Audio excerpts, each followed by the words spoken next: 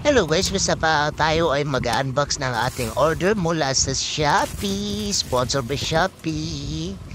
Hindi ito guys sponsor ng sa tools, sarili natin binili ito. Ito kasi tools na ito ay gagamitin natin para sa ating pag-maintenance ng motor.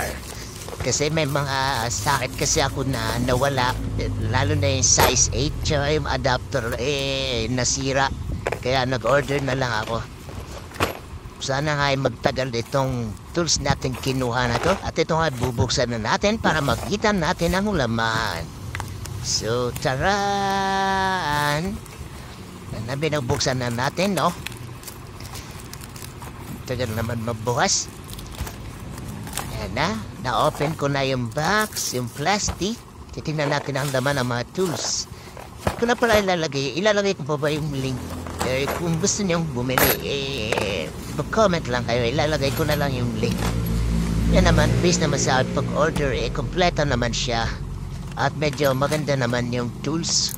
Katingin ko lang, medyo matibay naman. Pero hindi siya, siguro sa tingin, hindi siya pwede pang sa sobrang heavy talaga.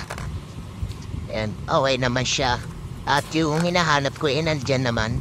Yung isang yung 8 sakit niya is di ko lang sure kung ganun katibay. Pero okay na rin to. At least meron na tayong tools na gagamitin pag tayo ay nag-maintenance ng ating motor. So yun lang guys, no? And yung ipapakita ko din sa video, yun lang yung kailangan ko. Yung adapter na yan. Tsaka yung size 8. Pero okay na rin at least maraming tools. Marami tayong maggamit.